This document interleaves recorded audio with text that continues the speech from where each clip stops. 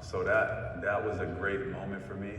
And then in that moment, the next day, the Marriott, I guess somebody sold the story. They put it into the Marietta Daily Journal that went to the AJC, Atlanta Journal-Constitution. Ended up being in USA Today. You could probably still Google it now. And the way they wrote it was like, you know, 5-star athlete makes big mistake. He's ruined his career. Something like it was just. I remember social media had just came out, so I'm getting trolls, like telling me, like, you ruined it. You're gonna be just like the rest of those athletes. Da da da da da. McDonald's All-American game. The committee started to review if I could actually participate in the McDonald's All-American game. College coaches who was damn near hitting my phone every single day stopped calling me for. So that was like, you know, I feel like it was God that kind of did that because it made me start to think about like the whole thing, you know, the whole system, and it was like, you know, if I'm gonna take this journey, you know, I'm gonna use my platform. I'm gonna do it in a way where it feels, you know, genuine and authentic to me. So I reevaluated, went into a new field as an athlete. You're becoming a journalist now, and you're a media member. The quickest way to success is to do the cloud chasing, the fake clickbait, and nothing disappoints me more than to see former athletes, former people that played the game, think like that they have to be on some clowns, excuse my language, some clown shit in order to be successful. Right.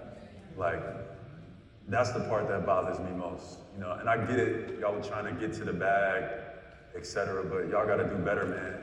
I got to do 100% better because as a person who played this game and somebody who comes from that background, etc., you've been in these locker rooms.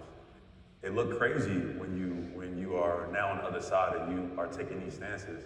This is why there's become such a tension between, you know, media and players for the last, you know, few years, where players have started to respond and kick back because it's saddening to see. And I pray to God that once I retire, that, you know, y'all know if I become a media member, no offense, everything went wrong in my life. I'm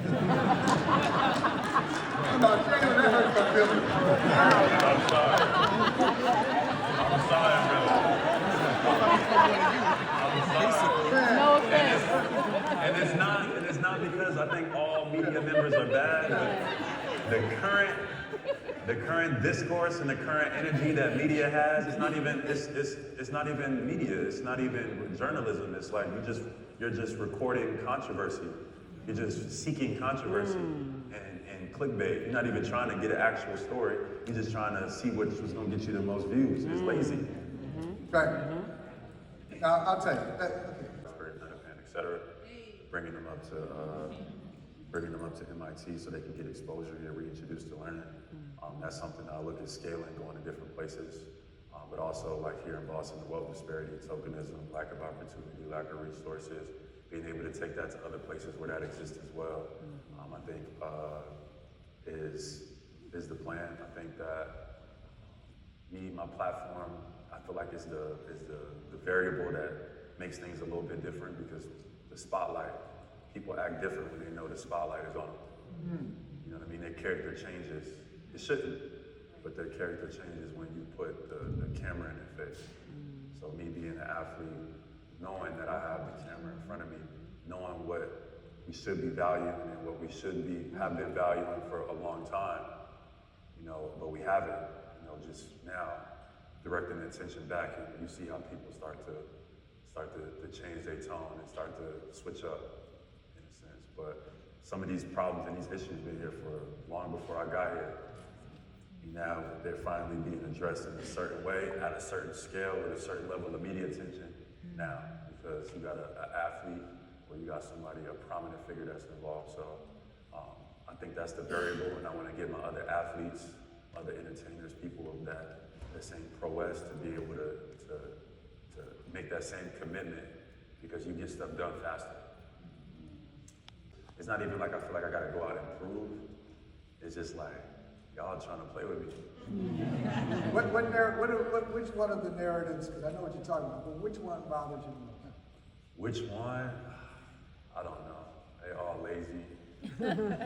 But I don't know. I don't know which specific one. bothers me the most, but I would say just all of them. I think, yeah, all of them. And it's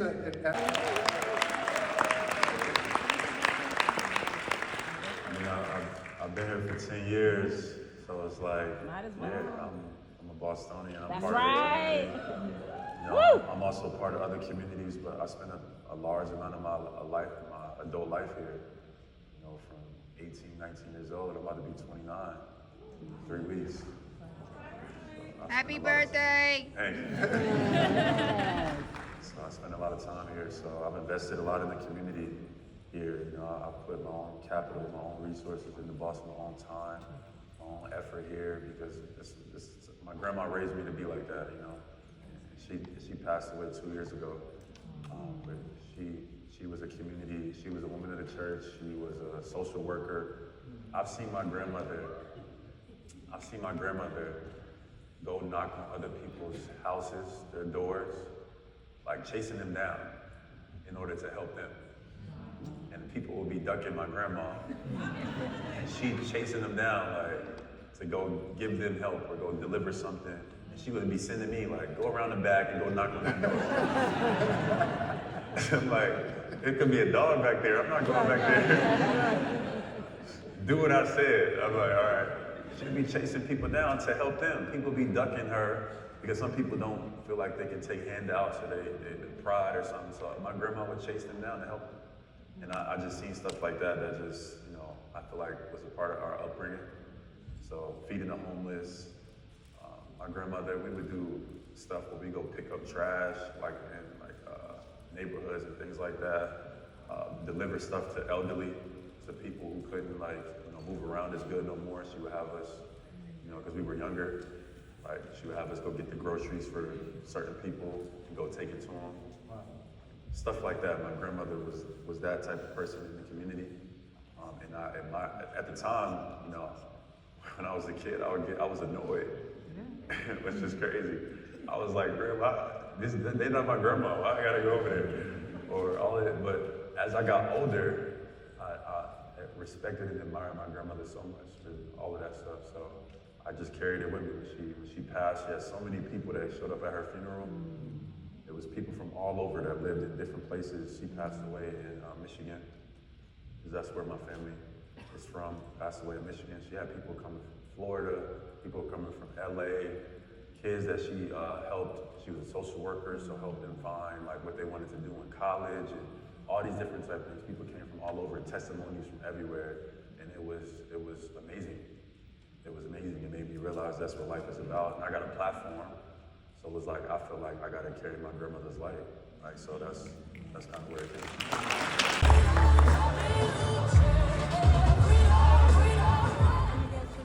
All right, everybody, thank you so much.